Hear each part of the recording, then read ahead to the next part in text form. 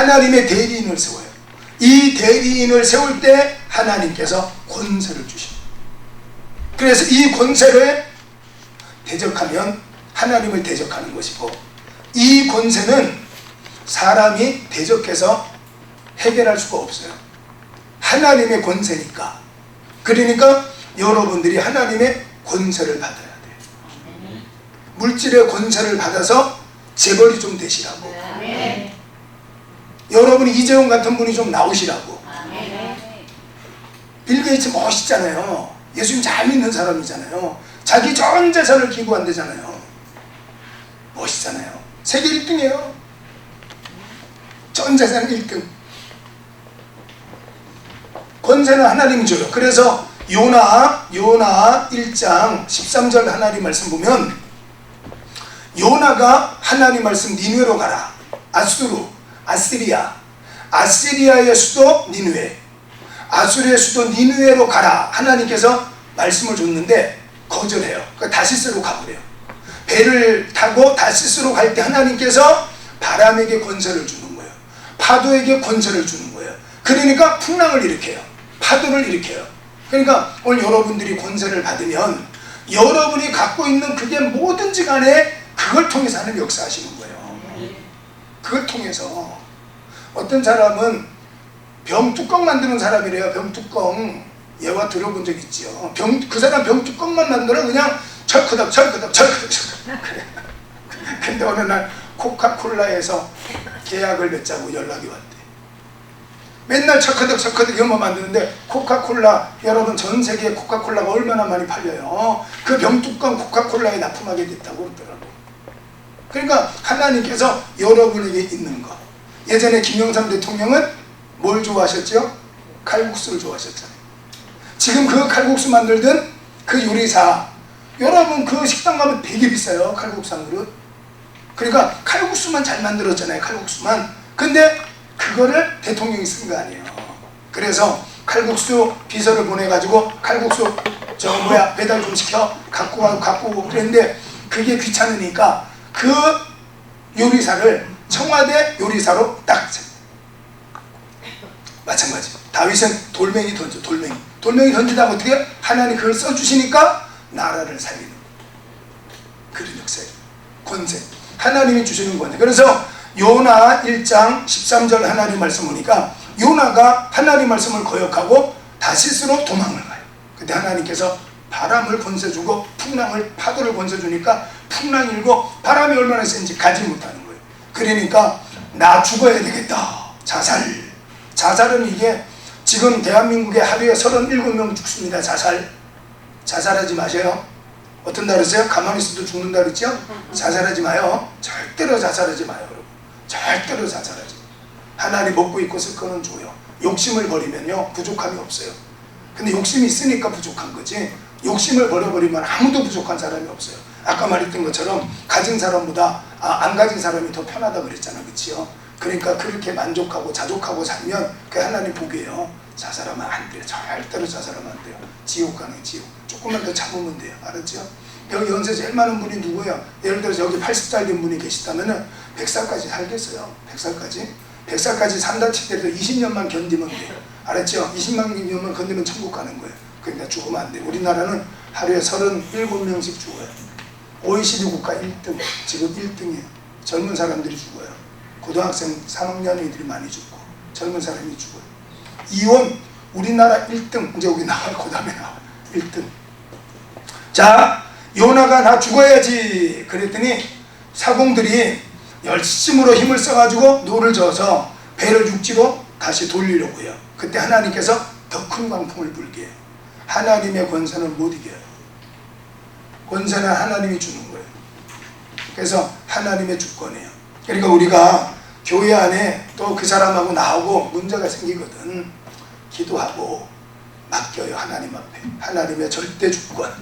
그래서 로마서, 이건 한번 찾아서 읽어볼까요? 로마서 12장 18절부터 20절을 한번 읽어보시면 이 문제는 거기서 해결이 돼요. 자, 로마서 12장 18절부터 20절을 읽으면 이 강해가 해결이 됩니다. 읽어보겠습니다. 할 수 있거든. 너희로서는 모든 사람과 더불어 화목하라. 내 사랑하는 자들아, 너희가 친히 원수를 갚지 말고 하나님의 진노하심에 맡기라. 기록되었으되 원수 갚는 것은 내게 있으니 내가 갚으리라고 주께서 말씀하시니라. 내 원수가 줄이거든 먹이고 목마르거든 마시게 하라. 그리함으로 네가 숯불을 그 머리에 쌓아 놓으리라. 악에게 지지 말고 선으로 악을 이기라. 원수는 누가 갚아요? 하나님. 반드시. 하나님은 반드시 원수를 갚아요. 여러분이 억울하게 당했어요? 여러분은 몰라도 반드시 그 사람 원수를 갚아요. 그게 창세기 4장이에요. 창세기 4장 하나님의 말씀에 아벨이 형에게 맞아 죽어요. 형에게 맞아 죽어요. 예배를 드리고 아벨은 은혜 충만 받았어요. 예배 중에 너무 은혜를 받은 거예요. 그런데 가인은 은혜를 못 받았어요. 하나님께서 가인이 드리는 헌금, 네 헌금은 필요 없어. 하나님 받지도 않았어요. 그러니까 너무 화가 난 거예요. 그래서 때려 죽여야지. 그래서 창세기 4장 7절 하나님 말씀에 하나님 이렇게 불러. 야 가인 왜 그래? 너 얼굴 왜 그래? 왜 이렇게 얼굴에 화가 났어? 너 마음에 죄의 소원이 있다 할지라도 너는 죄를 다스려. 하나님께서 야 진정해. 진정해. 에베소서 4장 26절 하나님 말씀 보니까 분이 나도 죄를 짓지 마. 이렇게 하나님께서 말씀하신 거예요. 너 화가 났지만 죽이면 안 돼. 이렇게 했지만 아무도 없는 곳에 가서 동생 아벨을 때려 죽여버리고 말았어. 아벨이 죽은 다음에 하나님께서 아담과 하와에게 아들을 하나 더 주셨죠. 그 이름이 뭐죠? 그렇죠. 세 번째 주셨으니까 셋이겠지. 그렇죠. 셋 알았죠? 셋을 또 주셔서 알았죠. 근데 가인과 아벨과 셋만 난 게 아니라 매년 놓은 거예요. 애들을 그렇게 해서 기하급수적으로 이제 막 자녀들이 서로 결혼하고 이래가지고는 막 그냥 에덴 동산에 막 이제 퍼지게 돼 있죠. 어쨌든지 간에 하나님께서 가인을 불러요. 가인, 네 동생 어디 있어? 이렇게 하니까 내가 동생 지키는 사람이에요. 아 이제는 뭐 죄 짓고 나니까 눈에 보이는 게 없어. 하나님 내가 내 동생 지키는 사람이에요? 아 이러니까 야 네 동생 아벨이 그 피가 땅에서부터 나한테 원통하다고 호소하더라. 너 왜 그랬어 임마? 이렇게 하나 원수를 갚아줘. 또 다윗이 한 남자를 죽여요. 아주 야비하게 죽여요. 우리아라는 사람을 죽여요. 우리아를 왜 죽였냐면은 그 부인이 절세미인이야. 밧세바야. 이 여자가 목욕하는 걸 봤어요. 목욕하는 거를 왕궁에서 거닐다가 보니까 한 집에서 목욕하는 여자의 모습을 봤어요. 몸매가 좋았겠죠 뭐. 그러니까 한눈에 반해버린 거예요. 그래서는 그거를 왕의 권세를 가지고 불러다가 그냥 성관계를 해버린 거예요. 근데 덜컥 애를 가졌다는 거예요. 그러니까 우리아는 그 당시에 이스라엘 나라, 그 다음에 또 백성들과 왕 다윗을 지키기 위해서 전쟁터 나가서 전쟁에 임하고 있었던 군인이었어요. 그러니까 애를 가져버린 거야. 전쟁에 나갔는데. 그러니까 다윗이 안 되겠다. 그래서 남편을 불러서 동침을 시켜야 되겠다. 그럼 이게 누구인지 모르니까 해야 되겠다. 그래서 불렀어요. 우리아를. 그랬더니 우리아가 오긴 왔어요. 나라 왕이 부르니까 왔어요. 그래서 야 너 휴가, 특별 휴가, 너 집에 가서 자고 그러고는 전쟁터 가. 그러니까 우리아가 안 가요. 지금 우리 군 동료들이 지금 적들과 대적하고 대치하고 있는데 내가 어떻게 집에 가서 따뜻하게 잘 수 있습니까? 그렇게 못합니다. 그러고는 왕궁 뜰에서 텐트 치고 자는 거예요. 그러니까 다윗이 큰일 났네. 아니 이게 가가지고 말이야 오랜만에 휴가 나왔으니까 부인하고 이렇게 잠자리를 해야 되는데 얘가 안 한다니까. 그래서 편지를 하나 딱 쓰는 거예요. 그 부대 장군에게 이놈을 맨 앞에 선봉대로 세워라. 그 전쟁에 나가는데 돌격할 때 맨 앞에 선봉대로 세워라. 그리고는 사인을 보내서 얘 우리아만 남겨놓고 다 후퇴를 해라. 그래가지고는요 왕이 주는 특별 편지 전령이 돼가지고 이걸 가지고 갔어요. 왕이 주는 친서를 가지고 자기 상관에게 간 거예요. 그걸 갖다 주는 거예요. 읽어보니까 이놈 죽이라는 뜻이, 이놈 죽이라는 내용이에요. 그래서 가서 우리아는 죽어요. 전사, 나라를 위해서, 다윗을 위해서 죽어요. 그리고는 8개월이 되니까 이제 애가 태어나요. 여러분이 마음속에 죄를 갖고 있을 때는 하나님 가만히 계세요. 증거가 없잖아요. 그러니까 마음속에 죄가 일어났지요? 빨리 풀어라고. 이게 증거로 나타나면 하나님께서 딱 나타나시고, 그러니까 마음속에 무슨 생각, 나쁜 생각을 가졌더라도 행동을 옮기면 안 돼요. 그래서 그 밧세바의 뱃속에 10달을 있을 때에는 하나님 가만히 계시고, 그러다가 애가 태어날 때 되게 되니까 목사님 보내요. 나단 선자를 보내. 그래서 너! 이렇게 하고, 그래서 회개를 해요. 맞아요. 제가 그랬어요. 그렇게 하고는 회개를 해요. 그래서 애가 태어나기 전에 금식을 해요. 금식. 그래서 울면서 금식을 해요. 근데 하나님께서 죽인다는 거예요. 죽여버렸어요. 애를 죽여버렸어요. 그래 회개하고 그 다음에 또 10달이 지났겠지, 그렇죠? 또 밧세바를 통해서 한 아이가 태어나요. 그 아이의 이름이 솔로몬. 솔로몬이 태어났을 때 하나님께서 이 아들의 이름을 뭐라 그랬죠? 뭐라 그랬어요? 여디디야라. 여디디야라 이렇게 말. 이 아이는 여디디야다. 이건 뭐냐면은 하나님이 기뻐하시는 자다. 이렇게. 그래 하나님 원수를 갚아요. 그래서 그것 때문에 다윗의 백성들이 많은 고난을 당해요. 하나님 반드시 원수를 갚아요. 니느웨 땅에 하나님께서 원수를 갚아요. 40일이 지나면 니느웨는 끝이에요. 40일이면 니느웨는 끝. 히브리어 원문은 단어 3개밖에 없어요. 우리나라 말로는 40일이 지나면 니느웨가 무너지리, 이렇게 단어가 4개인데 히브리어 원문은 3개밖에 안 돼요. 40일이면 니느웨는 끝났어, 이거예요. 그거를 전하려는 거예요. 그거를 하나님 원수를 하나님이 갚아요. 그들이 듣고 회개하니까 뜻을 돌이켜 재앙을 내리지 않았는데 하나님 반드시 원수를 갚아요. 그러니까 여러분들이 정말 막 여기에 막 남아있어요. 그놈 막 죽이고 싶어. 막 그놈 잘되는 꼴 정말 못 보겠어. 그러면 여러분만 힘들어. 여러분만 힘들어. 그걸 어떤 방식이든지 풀어야 돼요. 그래서 상담이 필요해요. 상담을 하시고. 여기 막 맺혀 있거든. 믿습니다. 기도만 해서 해결이 안 돼요. 왜냐하면 사람은 믿음 충만하고 성령 충만할 때는 내 감정을 다스릴 수가 있어요. 근데 그게 안 될 때는 본능이라는 게 계속 올라와요. 그래서 프로이드의 정신 이 구조 여러분이 알잖아요. 맨 밑에가 뭐예요? 이드. 응? 들어보셨죠? 다 생각나죠? 이드, 이 본능. 그 다음에는 에고라고 해요. 에고. 이거는 이성. 그 다음에는 슈퍼에고. 들어보셨죠? 생각나죠? 생각날 거예요. 슈퍼에고는 초이성. 그러니까 본능, 우리 사람은 본능대로 살고 싶어요. 자꾸 이게 본능대로 올라와. 막 저놈 자식이 막 사촌이 땅을 사면 막 배가 아파서 죽을 지경이야. 막 이렇게. 그럼 이성적으로 그러면 안 되지. 사촌이 땅을 샀으니까 잘 됐지. 이렇게 이성으로 꾹 눌러요. 근데 그게 안 돼. 그러면 이성을 뚫고 올라와요. 그러면 슈퍼에고가 초이성적인 거를 가지고 눌러요. 그게 뭐냐면은 두들겨 패는 거예요. 이놈아, 사촌이 땅을 샀으면 잘 된 거지. 막 그걸 네가 시기하고 못 먹는 감 찔러라 본다고 임마. 그렇게 하고 옆에서 누가 막 야단을 쳐. 그것도 안 되면 감옥에 가둬버려. 그게 이성으로 안 될 때는 초이성적인 어떤 능력을 가지고 제압을 해요. 감옥에 가두는 것이 우리 사회에서는 최고의 어떤 억압을 하는 거예요. 본능대로 살지 말라. 도둑질 계속하면 안 되잖아요. 이춘재 같은 사람 그 안 되잖아요. 격리시켜야지. 근데 이거 갖고도 안 돼요. 그럴 때 뭐가 필요하느냐? 성령이 필요합니다. 홀리 스피릿.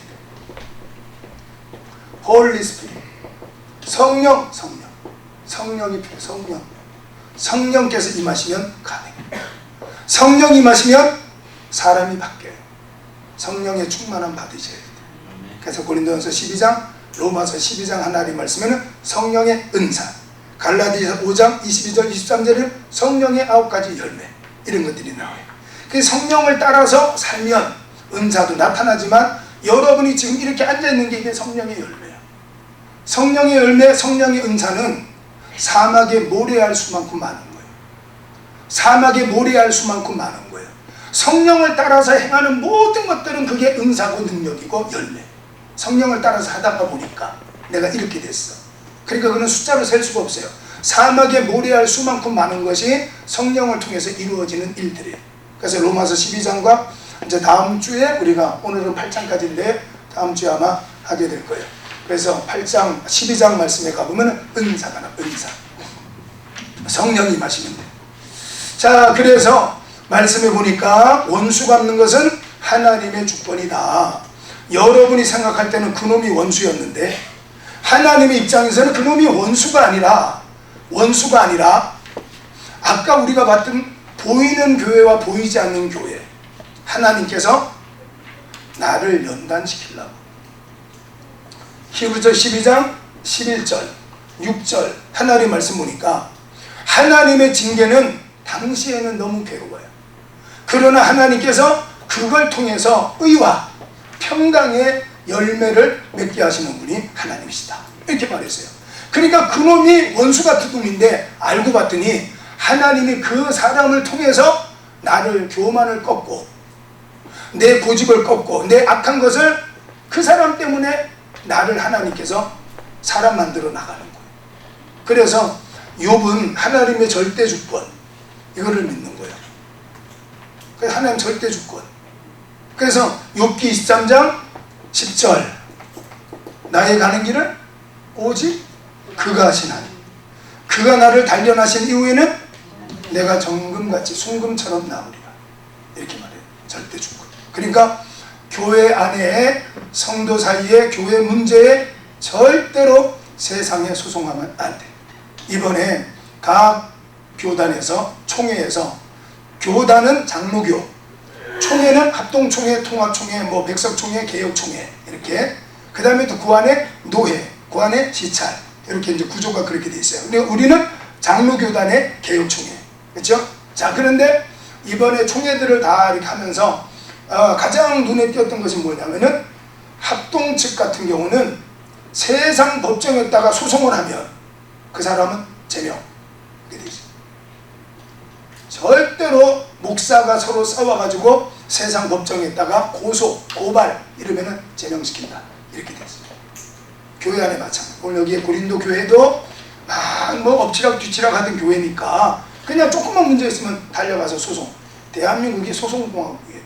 대한민국이요, 하여튼 1등 하는 거는 잘해, 다 잘해. 자살 1등, 이혼 1등, 막 소송 1등, 막 조금만 있으면 소송하는 거예요. 막. 그러지 마요, 여러분들. 하나님의 절대 주권. 그게 그렇게 되려면 믿음이 그만큼 돼야 돼요.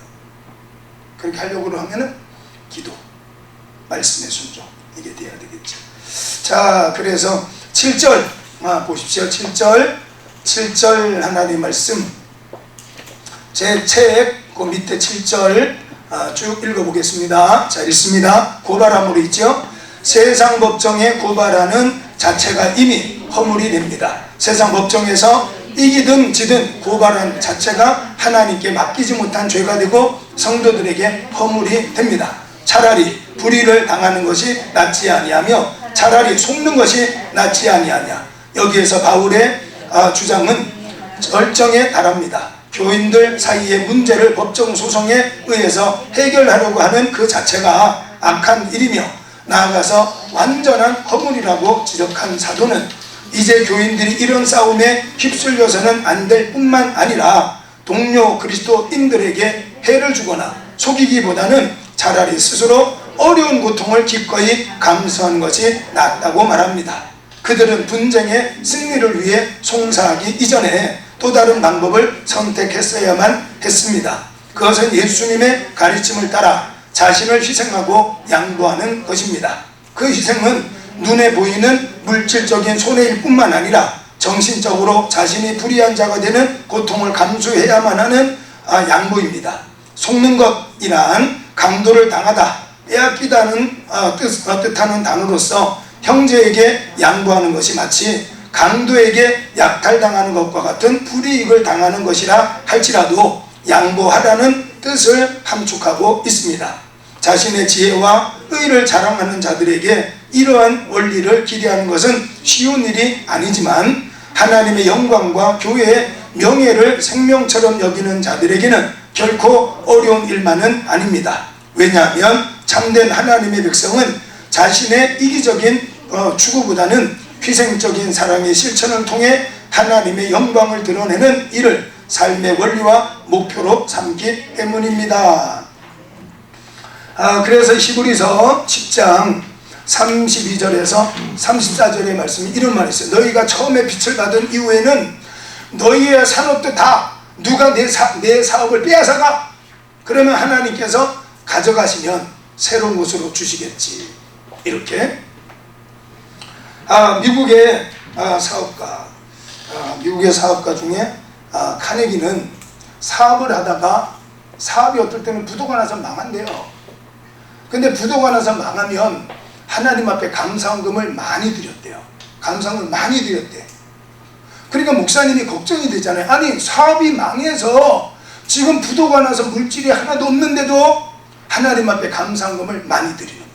그래서 하루는 목사님 불렀어요. 아니 집사님 지금 생활비 있냐? 지금 어려워요 목사님. 그런데 왜 감사원금을 이렇게 많이 하냐? 평소보다 왜 더 많이 하냐? 이랬더니 카네기가 그러더래. 목사님 저는 이렇게 생각해요. 하나님의 주권, 하나님의 뜻이 있다는 거예요. 뭔가 나의 가는 길을 하나님께서 지금 하고 계시다. 언젠가는 하나님이 하고 계시는 것이 이루어지면 하나님이 하셨습니다. 이렇게 고백하는 날이 올 거다. 그래서 카네기가 이렇게 말했어요. 목사님 저는 이렇게 생각해요. 어떤 엄마가 어린아이를 데리고 한여름에 공원에 놀러를 갔다는 거예요. 놀러를 갔는데 비가 전날 밤에 내려서 웅덩이가 생겨서 흙탕물이 생겼어요. 근데 그 아이가 그 웅덩이 가서 흙탕물에서 막 장난을 쳐서 온 옷이 흙탕물로 더러워졌어요. 그럼 엄마가 어떻게 해야 돼요? 온몸이 다 젖었으니까 옷을 갈아입혀야 되겠지, 그치요? 자, 옷을 갈아입히기 위해서 아이의 옷을 벗길 때, 목사님 저는 하나님께서 내 사업을 가져가실 때 지금이 내 옷을 벗길 때라고 생각합니다. 자, 부모가 아이의 옷을 벗길 때에는 반드시 한 가지가 준비되어 있어야 벗긴다는 거예요. 아무리 한여름이라 할지라도 뭐가 준비되어 있어요? 새 옷이 준비되어 있다. 그러니까 카네기는 그걸 믿는 거예요. 그러니까 세계적인 사업가가 되는 거예요. 하나님의 절대 주권을 믿으니까 하나님께서 뭔가 뜻이 있다.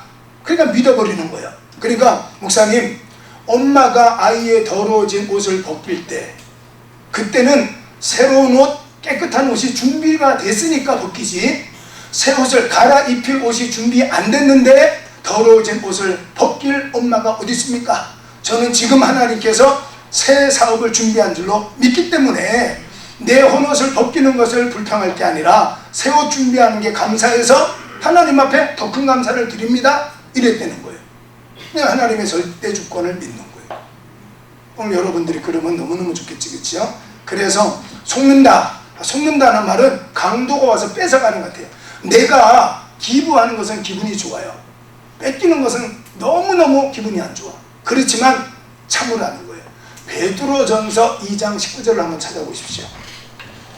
베드로전서 2장 19절.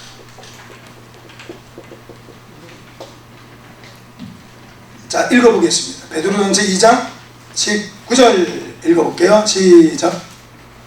부당하게 고난을 받아도 하나님을 생각함으로 슬픔을 참으면 이는 아름다우나. 그렇지요. 자, 20절도 죄가 있어 매를 맞고 참으면 무슨 칭찬이 있으리요. 그러나 선을 행함으로 고난을 받고 참으면 이는 하나님 앞에 아름다우니라. 여러분 3728 알아요? 37 알아요? 다 아네. 여러분 3 곱하기 7이 몇이에요? 21. 근데 어느 동네에 한 사람이요 37이 28이라고 주장하는 사람이 있더래. 그래가지고 동네 똑똑한 사람이 37이 21이지 왜 28이냐? 그래가지고는 싸움박질을 했대요. 막 피 터지게 싸웠대요. 그래가지고는 사또 앞에 두 사람이 끌려갔대. 그래서 사또가 들어보니까 한 사람은 37이 21, 한 사람은 37이 28이라고. 그래가지고 서로 저놈이 틀렸다고 막 그러더래. 그래서 사또가 들어보고는 37이 21 그런 사람을 곤장을 쳐라. 그래가지고는 37이 21 말한 사람을 곤장을 잔뜩 쳤어요. 그러니까 37이 21 불평이 많잖아요. 그래서 사또님 37이 21은 초등학교 학생도 알아요. 37, 21이 맞지 어떻게 37, 28이 맞아요? 그랬더니 그래 이놈아 네 말이 맞아? 37, 21이 맞지 마. 저놈은 37, 28이라는 바보인데 네가 바보하고 싸웠으니까 네가 맞아야지. 무슨 말인지 알죠? 그놈 나쁜 놈이야. 그 나쁜 놈하고 뭐 하려고 싸워? 그놈 죽일 놈이야. 좀 있으면 죽일 놈인데 뭐하러 싸워? 그러니까 그놈 나쁜 놈하고 싸우지 마요. 알았죠? 저런 무식한 놈, 그 무식한 놈하고 싸우지 말라니까. 그럼 우리 여기에 세상 법정에 소송하지 말고 교회 안에서 잘 해결해라. 그 말씀하고 있는 거예요. 자, 그 다음에 넘겨봅시다. 자, 그 다음에는 자기 몸에 범죄하지 마라. 이렇게 14번. 자, 14번. 자기 몸에 범죄하지 마라. 고린도전서 6장 12절로 20절 하나님 말씀에 13절을 읽어볼게요. 13절. 자, 밑에 성구 해설 주석을 읽어보겠습니다. 너희 몸에 그리스도의 15절 너희 몸이 그리스도의 지체인 줄을 알지 못하느냐 읽습니다. 몸을 아무렇게나 방치할 수 없는 또 하나의 이유는 그 몸이 그리스도의 지체이기 때문입니다. 지체라는 말은 손, 발 등과 같은 신체 일부를 가리킬 때 사용하는 일반적인 용어로서 다른 곳에서는 그리스도의 몸으로서의 교회 연합체를 설명할 때 자주 사용되었습니다. 본절에서는 그리스도 안에서 그리스도의 생명과 연합한 성도는 그리스도의 일부라는 것을 강조함으로써 창기와 더불어 음란한 육체적 방종에 빠져 스스로 그리스도의 지체이기를 거부하는 자들에게 경고를 주고 있는 것입니다. 이는 13절에서 언급한 주와 몸의 관계를 보다 구체적으로 묘사한 것으로서 지체된 몸의 일부는 머리 대신 그리스도의 지시에 따라 주를 위하여 사용되고 움직여져야 한다는 것을 강조하고 있습니다. 자, 이해가 되지요? 읽어보니까 이해가 되지요? 자, 제 몸의 일부가 팔이잖아요. 다리잖아요. 그렇죠? 이 팔, 다리가 스스로 더럽게 묻히면 안 돼. 더럽게 냄새나게 만들면 안 되지요. 그 몸은 예수님이신데 우리가 예수님의 몸에 붙어있는 지체가 여러분이 나가서 죄를 지으면 죄를 지으면 안 되지 뭐. 예를 들지도 말자고. 하여튼간 알겠죠? 여러분이 예를 들어서 예배를 끝나고 지금 바깥으로 나간다고 교회에서 나갈 때 스마일 알았죠? 치킨 알았죠? 스마일 하고 나가래. 스마일. 그러면 주변 사람들이 뭐라 그래요? 저 사람 누구야? 저 사람 그 교회 얘를 성도래, 교인이래. 그 교회 행복한 교회구나. 이렇게 할 거 아니에요. 들어올 때는 막 신이 나서 기대감 갖고 왔는데 예배 끝나고 갈 때 보니까 전부 다 우중충하게 나가. 그러면 누구를 욕먹이는 거예요? 교회를. 그 다음에 교회는 누구예요? 예수님이시잖아요. 그걸 말하는 거예요. 그러니까 여러분 우리 몸을 함부로 그냥 음란하게 막 놀려서는 안 된다는 거예요. 그 내 몸에 달려있는 팔이 말이야 막 더러운 거 만지고 냄새 막 나고 그러면 안 된다 이런 뜻이에요. 자, 그래서 제가 아까 말했던 여수 시내산 이야기를 제가 해드렸죠. 레위기 19장 28절. 레위기 19장 28절을 또 한번 찾아보십시오. 레위기 19장 28절. 자, 읽어볼게요. 자, 몸에 문신. 여러분 문신 많이 했죠? 다 문신했죠, 여러분? 눈썹 문신. 자, 한번 읽어볼게요. 자, 그 문신에 대해서 여러분 알고 넘어가야 돼요. 자, 읽어볼게요. 28절 시작.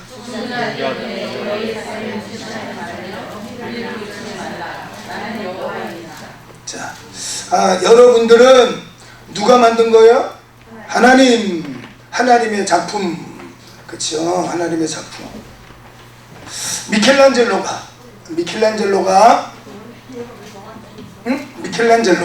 예를 들어서 미켈란젤로가 캔버스를 쳐다보고, 자, 이 캔버스를 쳐다보고요. 캔버스를 쳐다보면서 1시간 동안 캔버스를 쳐다보면서 끄떡 이러더니 무슨 말 이해가 되죠? 미켈란젤로가 캔버스를 쳐다보고 끄떡 이러더니 위에서부터 아래로 선을 걷어요. 알았죠?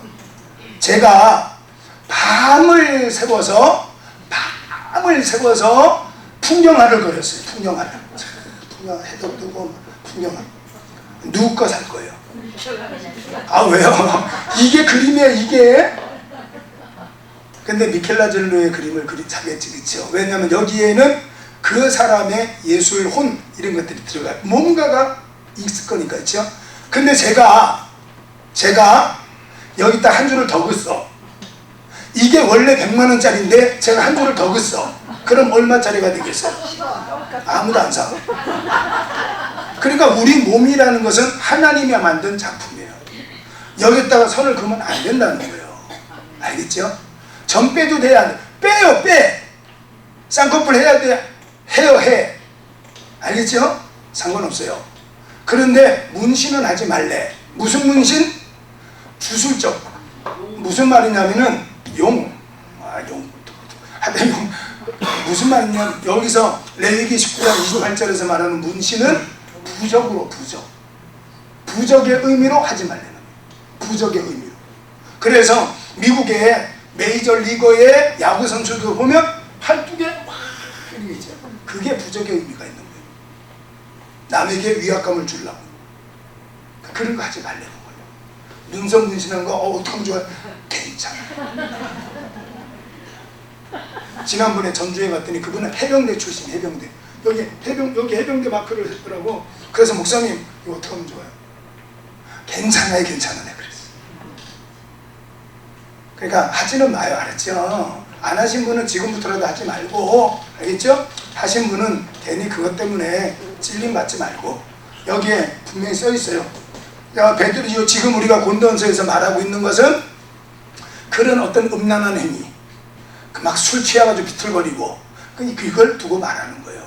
그 몸을 더럽히지 말라는 거는 그런 말이에요. 그러니까 우리는 하나님의 지체인데 여기에다가 미켈란젤로가 위에서 아래로 쫙 그면 이게 수십억도 되지만 여기에 한 줄 더 그어버리면 이거는 가치가 없는 거예요. 오늘 하나님께서 우리 만드실 때는 만드실 때 특징을 갖고, 그래서 군뱅이도 구르는 재주가 있어요. 그러니까 여러분, 나는 군뱅이야 이것만 생각하지 말고 내게 주신 구르는 재주가 뭔가 그거를 찾으시라고. 하나님이 내게 주신 구르는 재주가 뭔가 그걸 찾아요. 그게 달란트예요. 그거를 볼 수 있는 엄마가 있다면 자식은 다 성공하는 거예요. 그러니까 김연아 같은 사람은 어렸을 적에 엄마가 아는 거예요. 장하나 같은 첼리스트는 어렸을 때가 엄마가 아는 거예요. 그래서 삼손이 태어날 때 그 아버지가 하나님 이 아들을 어떻게 기르리까 이렇게 말했는데 그 기르리다 라는 단어가 이 아이의 달란트가 뭡니까? 이런 기도예요. 그 히브리어 단어가. 그러니까 엄마가 김연아 선수 같은 경우는 어릴 때부터 얘는 피겨스케이팅을 하면 되겠다. 그래서 유치원 들어갈 때부터 가르치는 거예요. 장하나 같은 첼리스트는 어릴 때부터 세종문화회관 데리고 가는 거예요. 저 예술의 전당 데리고 가는 거예요. 유치부 꼬마가 뭘 알아요? 그런데 얘가 그런 구르는 재주가 있다, 하나님이 주신 달란트가 있다 하는 걸 아니까 어릴 때부터 음악 감각을 키우기 위해서 거기다 앉혀놓는 거예요. 세계적인 첼리스트가 됐잖아요. 장하나. 요즘엔 지휘도 하잖아요. 그렇죠? 그걸 발견. 그래서 프로 골프 중에 타이거 우즈는요 마찬가지예요. 3살 때부터인가 골프 치기 시작했어요. 부모가 보니까 얘는 골프 치면 되겠다. 그거를 발견해야 돼요. 이러면 군뱅이 같은 놈. 군뱅이 같은 놈, 그러니까 군뱅이처럼 살지. 군뱅이 같은 놈이 아니라 얘가 구르는 재주가 뭘까? 그거를 찾으면 돼요.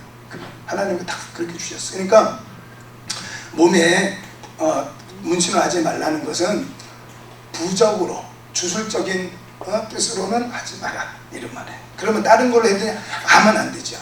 말을 필요 없죠. 그렇지 하죠.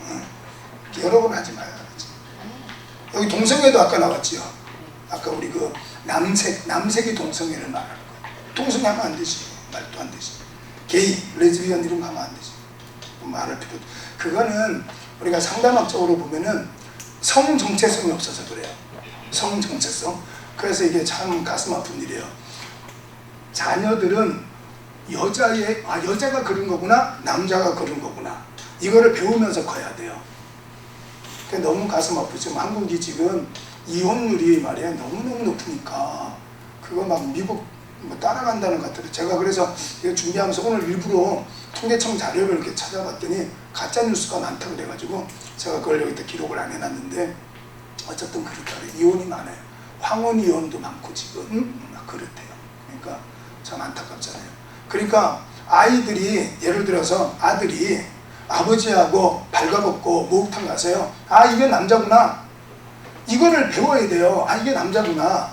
근데 그 남자의 성 정체성을 배우지 못하고 자라면 늘 그리워해요. 아버지가 일찍 돌아가셨어? 그러면요 유부남을 좋아해요. 아버지 같은 사람을 좋아해요. 여자가. 그러니까 가정이 똑바로 서면 동성애는 안 생겨요. 그게 안 되니까 그런 현상이 일어나요.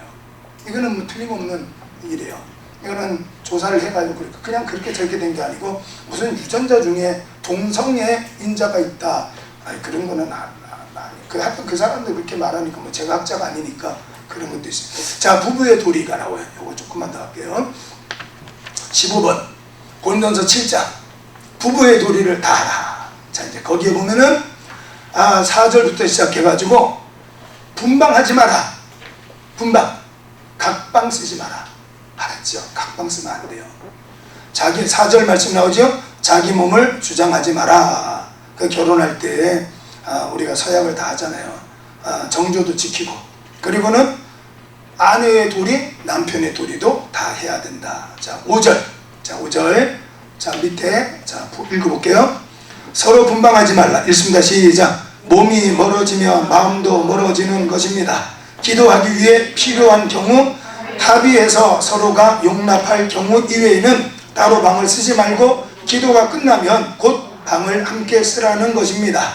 질서 있는 부부 생활에 대한 바울의 염려는 또 하나의 명령형으로 표현되었습니다. 당시의 고린도 교인들이 금욕주의와의 영향을 받아 성관계를 부정한 것으로 여겨 부부간에 지켜야 할 의무를 제대로 이행하지 않거나 사도 바울을 추종하여 결혼을 했어도 혼자 사는 것처럼 절제하는 사람들이 있었을 것입니다. 분방하지 말라에 해당되는 헬라어 아포스 테레오는 빼앗지 말라, 강탈하지 말라는 의미입니다. 이 명령형은 보다 일반적인 표현으로서 부부 사이의 권리나 의무를 빼앗지 말라는 것입니다. 즉 부부가 서로에게 가지고 있는 권리와 의무를 지키라는 것입니다. 바울은 때때로 권태기가 생겨 아내가 싫어지는 약점을 간과하여 서로 간의 의무를 감당하려고 권면하고 있습니다. 이로 인해 않게 하려는 것입니다. 자, 그 다음에 기도할 틈을 얻기 위하여 협의상 얼마 동안은 하되 부부가 분방할 수 있는 경우를 제시하고 있습니다. 그것은 기도하는 틈을 얻기 위해서입니다. 그러나 이 표현은 기도할 때는 언제나 분방해야 된다는 것이나 기도하는 동안은 절대로 부부 생활을 해서는 안 된다는 의미는 아닙니다. 틈을 얻기 위하여라고 번역된 스콜라조는 몰두할 수 있는 여가를 얻기 위하여라는 뜻이며 이는 일상적인 기도라기보다는 집중적인 노력을 필요로 하는 기도를 염두에 둔 것입니다. 갈비는 이러한 기도가 재난이나 진노의 날 또는 매우 어려운 문제 등을 결정해야 할 때 필요한 것이라고 해석했습니다. 그러나 이러한 기도의 기간은 한정되어 있으며 그것은 또한 부부의 합의하에 행해져야 한다는 것입니다. 자, 여러분 어떻게 되겠습니까? 오늘 당장 집에 돌아가서 한 방을 쓰시기 바랍니다. 목사님 같이 자면 잠이 안 와요. 제가 한 분을 상담을 했는데 남편이 하는 말이에요. 목사님, 제가요 이혼하자는 거 다 이혼했으면 이혼 증서가 책을 만들었었거든. 자기 부인은 아침에 밥 먹으려고 출근하려고 밥 먹으려고 앉아있으면 이혼 서류를 내놓는데 도장 찍어! 막 이런데 그래가지고 달려가지고 지나가고 달려가 지나는데 다 이혼하자 할 때 도장 다 찍었으면요 목사님 책이 됐을 거예요. 책. 이래 말해. 저는 책 만들고 부록도 만들었어요. 책 만들고 부록도 한 번도 만들었을 거예요. 이혼하자고 다 이혼하면 안 돼요. 꾹 잡아야 알았죠?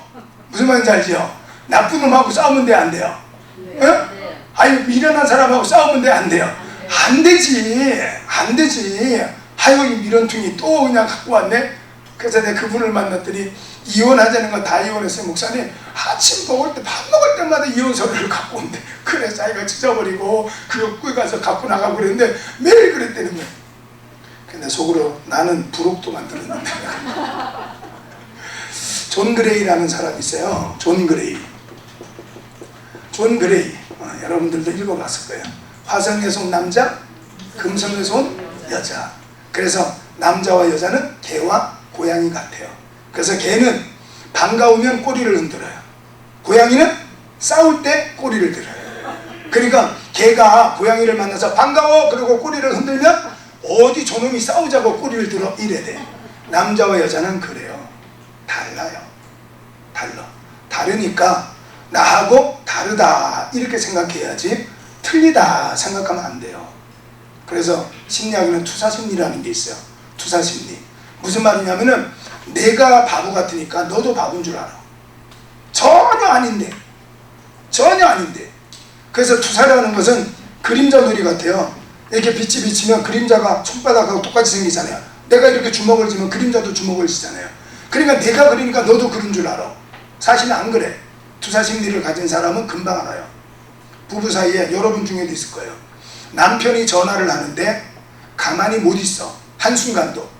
이러라 그래 저러라 그래 자꾸 가르쳐요.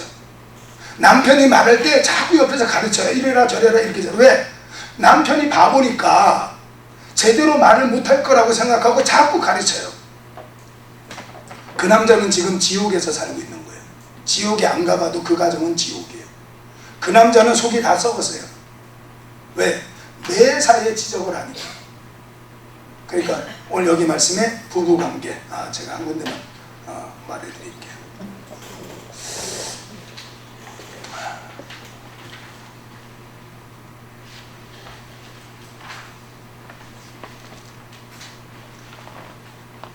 베드로전서 3장 7절. 베드로전서 3장 7절만 읽어봅시다. 집에 가서 절대로 가르치지 마요. 잔소리하지 말고.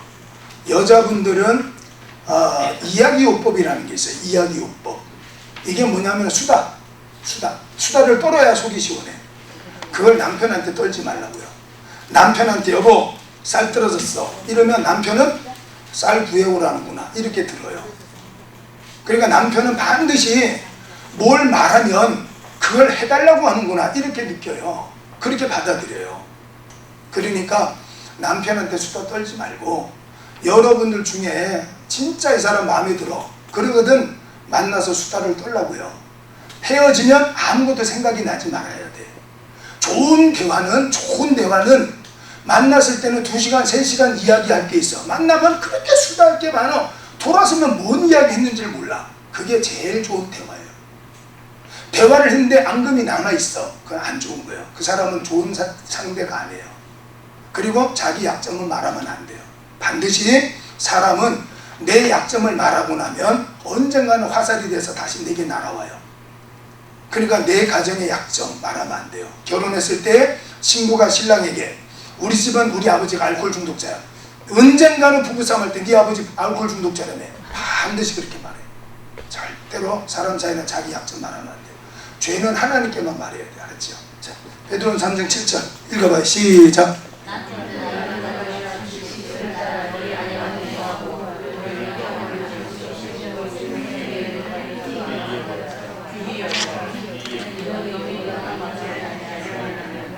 자, 부부싸움 하면 뭐가 안 된대요? 기도가 안 된다. 기도. 아까 제가 말했던 것처럼 마음에 상처가 있는 사람은 상담을 받아야 돼. 상담. 기도. 성령의 충만함으로 우리의 마음을 다스릴 수는 있지만 그래서 우리는 아까 말했던 프로이트가 말했던 것처럼 우리는 영, 혼, 그 다음에는 육을 갖고 있어요. 우리 예수님 믿는 사람. 안 믿는 사람 영이 없지요. 영은 믿음이 믿음. 성령이 주시는 믿음. 그러니까 영은 성령을 말하는 거예요. 성령으로 말미암아서 우리가 믿음이 있다 이 말. 쉽게 말하면 믿음. 그러니까 성령 충만함은 기도하고 말씀 듣고 그 다음에 예배 드리고 이러면 성령 충만해져요. 다시 말해서 믿음이 충만해진다 이 말이에요. 그런데 혼이라는 것은 마음과 생각이에요. 마음과 생각. 이거는 나이테. 나무의 나이테 같은 거예요. 한번 상처받으면 안 바뀌어요. 그래서 영국 속담 중에 칼로 베인 상처는 시간이 지나면 아물지만 말로 받은 상처는 아물지 않는데. 그래서 나이테 같은 거 상처받으면, 사람이 상처받으면요 나무의 나이테 같아가지고요 한 번 만들어지면 해결이 안 돼. 그래서 이거는 상담이 필요해요. 상담은 나이 많은 사람에게 가서 상담하는 게 아니에요.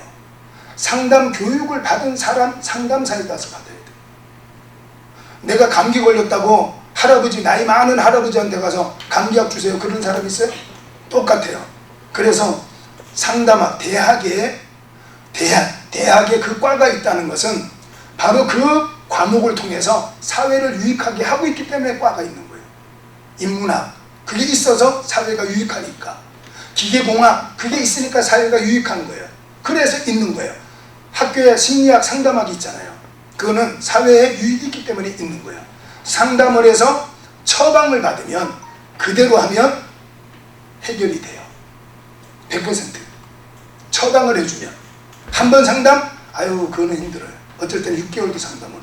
6개월도. 자, 6은 육체니까 잘 먹고 쉬고 힐링하고 이러면 되겠지요. 그러니까 아까 제가 말했던 하려다가 넘어갔던 거예요. 자, 질문하십시오. 지금 시간에 했던 거 이해가 안 된다. 또 말씀하시면 틀리게 말했는데 질문 없습니까? 예, 하십시오.